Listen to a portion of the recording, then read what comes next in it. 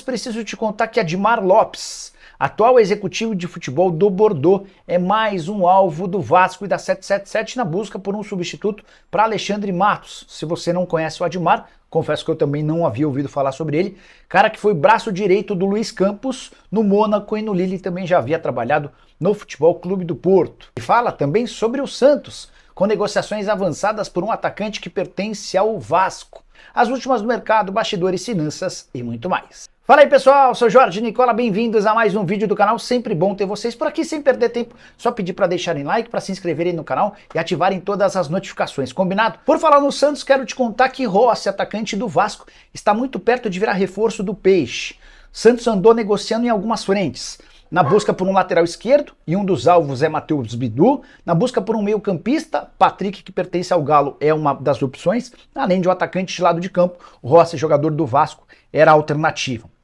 Desses três jogadores, aquele com negociações mais avançadas é o Rossi, que está bem perto de ser anunciado.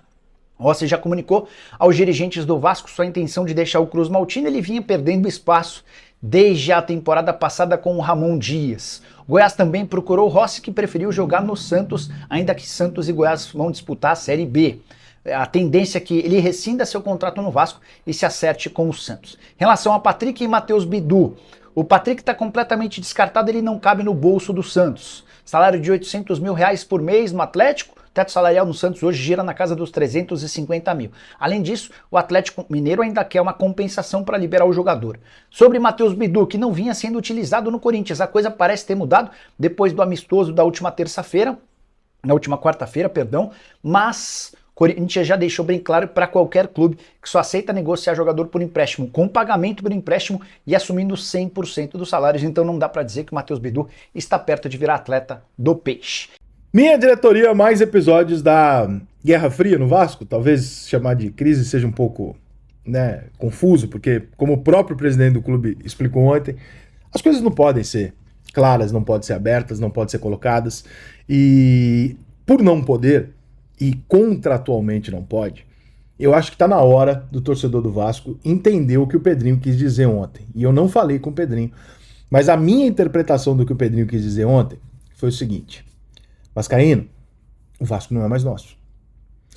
E alguém precisava dizer isso pro torcedor do Vasco, porque tem muita gente que ainda não caiu a ficha que o Vasco não arrumou um patrocinador. O Vasco foi vendido. E uma SAF é isso. Não vamos separar as coisas. Entrar no mérito de você gosta como foi feito, se você gosta da 777, são coisas diferentes. O fato é que o Vasco concordou em ser vendido para alguém. Isso passa o controle do Vasco para alguém. E você não pode vender um carro para alguém e querer dirigir o carro. Esse carro foi vendido, alguém pagou por ele e, portanto, é dessa pessoa. É assim que funciona o mercado, a vida, as coisas como elas são. Então pode ser que a gente não goste, pode ser que a gente se arrependa, mas isso não nos dá o direito de voltar atrás na hora que a gente quiser, do jeito que a gente quiser. Existem meios legais conturbados, confusos, à la Brasil, para se fazer isso? Existem. Seria muito ruim pro futebol brasileiro e pro Vasco fazer isso dessa maneira? Seria. Por quê? Porque amanhã, quando outra empresa vier, ela sabe o cenário político do Vasco e vai ter o precedente de alguém já ter feito alguma coisa que foi parar na justiça e o caralho, etc, etc. Então, não é o melhor caminho. Tá claro que o que o Pedrinho disse ontem foi o seguinte: torcedor, eu não mando no Vasco. Eu sou o presidente do Vasco, mas o Vasco é vendido. Então, não adianta ficar cobrando de mim ou dando os méritos para mim se ganhar, porque eles tomam as decisões. O dinheiro que eles colocam, eles mesmos administram. Então, não tem essa conversa. Entendeu? A conversa é simples. O Vasco concordou com isso. Se concordou certo ou errado, vai atrás e lá reclamar com quem concordou. Mas está concordado, está assinado. Não tem o que fazer. O que pode acontecer? E eu acho que vai acontecer. Essa é uma empresa de investidores. É uma empresa que visa lucro, meramente isso. Tá lá por amor ao Vasco, por nada disso. E esse é o lado até bom, né? Então não tem um apego. Então, se você botar na conta do lápis, ela fala, ô 777, quanto você gastou de verdade aqui no Vasco? Ah, de verdade aqui mesmo? Tirar do bolso e botar, nós botamos, sei lá, 400 milhões de reais.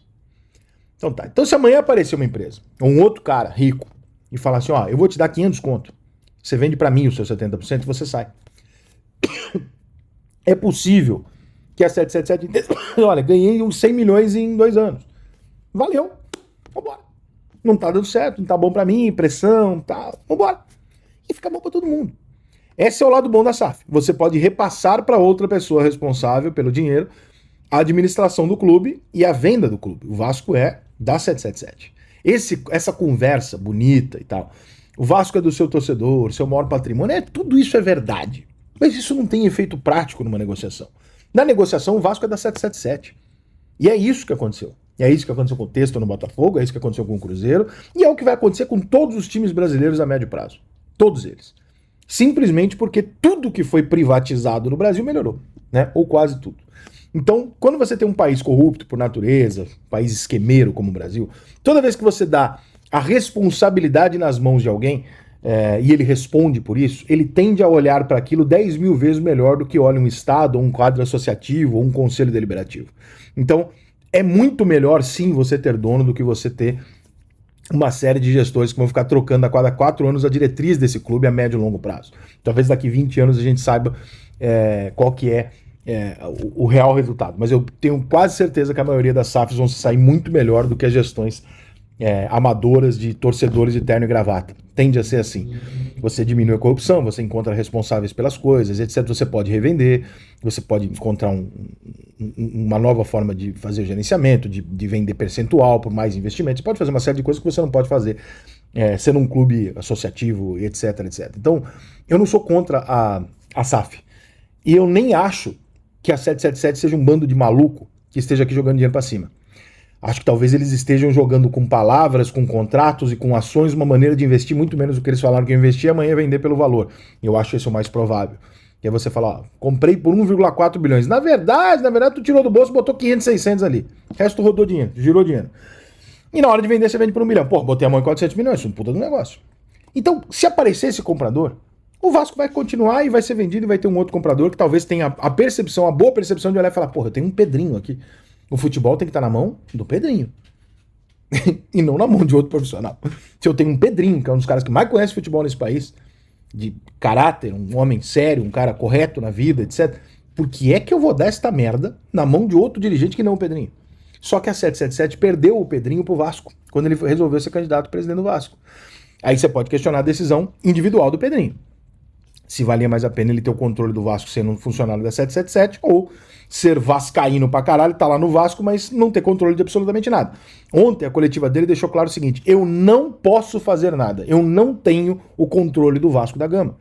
E tava na hora de alguém dizer isso, porque isso é óbvio. Só que é óbvio que um torcedor não quer ouvir. Que é a verdade, o Vasco não é um clube comandado pelos vascaínos, pela diretoria, o Vasco é um clube que foi vendido. E ele tem um dono e esse dono vai fazer o que ele quiser com o Vasco. A expectativa e o que eu acho que deve acontecer nos próximos meses ou anos, não sei quanto tempo vai demorar, é aparecer alguém que veja no Vasco uma puta oportunidade, alguém mais próximo ao Brasil, ao futebol brasileiro, e fala, não, peraí, eu tenho aqui uma oportunidade de fazer esse negócio funcionar. E comprar da 777, a 777 ir embora feliz da vida porque botou uns 100 conto no bolso, 200 conto no bolso. Entendeu? Num período curto.